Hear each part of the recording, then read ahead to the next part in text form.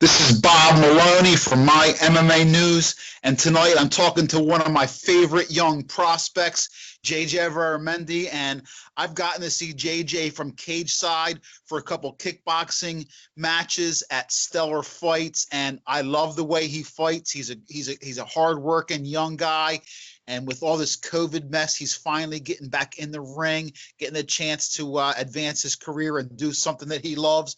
JJ, man, it's been way too long. Let me Too long. I'm really happy for you to getting back in there, and tell me how's the last year been for you with with all these delays and everything and places closing down, and it had to seem like a long time for you because you were right in the middle of like really getting your name out there and taking it to the next level. So how's things, my brother? It's been as good as you can make it. But you said it perfectly. I was right in the middle of I was skyrocketing. I got my first 2 wins, both by stoppage.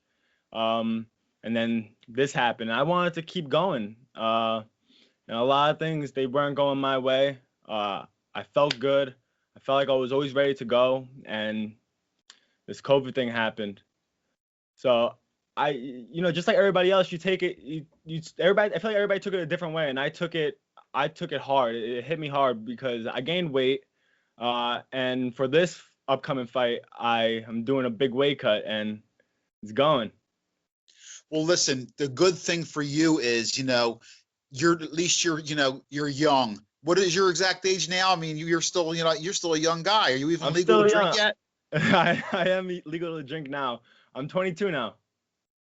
Yeah, see, so at least you're not 26, 27, and you lost a big year. I know that, like you said, you put some weight on. Now it's time to get back to work.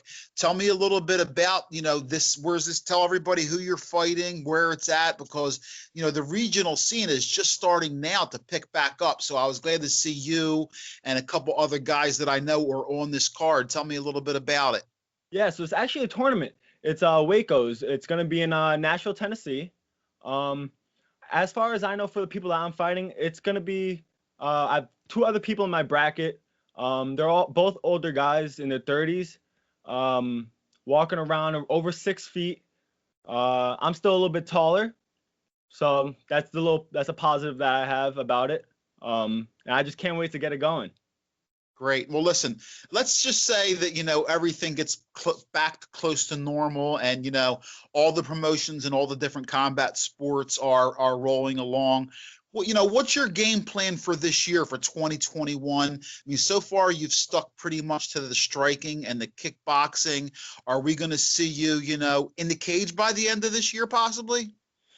It's not looking that way. Actually, I switched camps. I'm at Maisonet Muay Thai. It's an honor to be there. It's a privilege.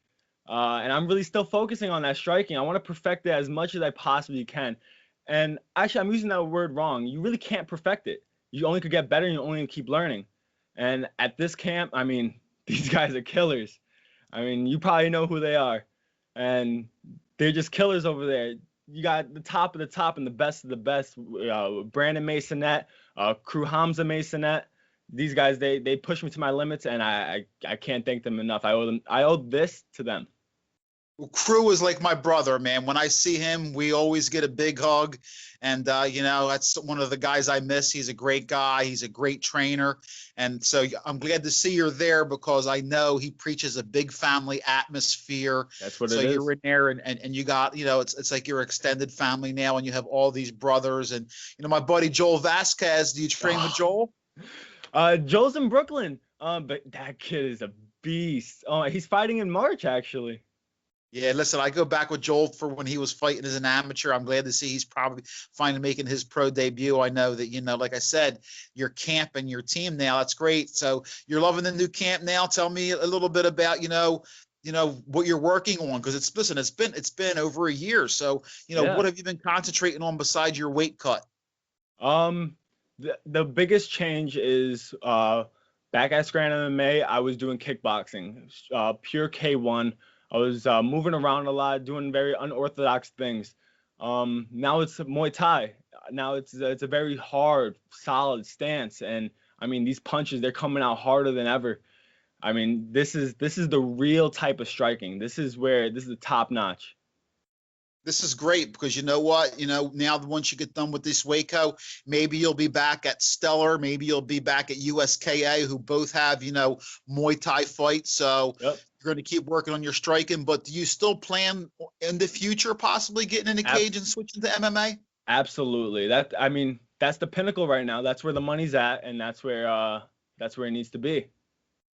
Great, great. All right, man. Well, listen, I'm excited. I was very happy that you reached out and you told me you were in this tournament. Like I said, I don't want you to, I believe in you. I think that you got a real nice future. When I saw you fight, to me, even though you didn't have a lot of experience, I thought that you were pretty technically sound for someone so inexperienced. And you fought Jeff, right? You fought Jeff Knapp.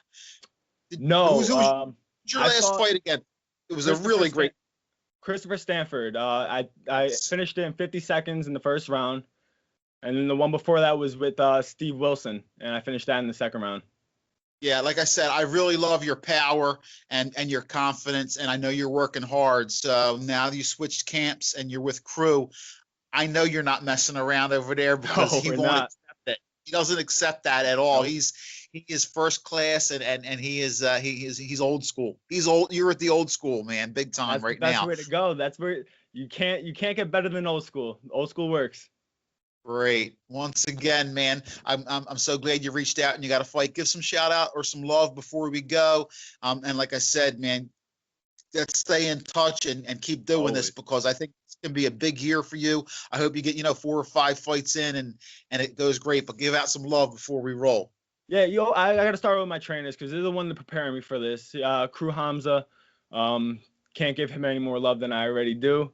Brandon Maisonet, he's been pushing me hard, making me do everything I need to do for this upcoming tournament. And then you always got to give love to my family. They're supporting me through all this. It has to be hard to watch your kid fight like this, so got to give it to them. Absolutely. Well, listen. Safe travels to Tennessee. Go there and kick some ass. And let's talk soon, my man. Like I said, we'll talk very soon. MMA is getting back up, and I know you're going to be, people are going to be talking about JJ. I know they are because I really do. I think you have a really bright future, and I want you to stay healthy, keep working hard, and I'm glad you're at a new camp and feeling good about it. That's a great thing. I love to hear that. It was great seeing you. Thank you. It was great seeing you too.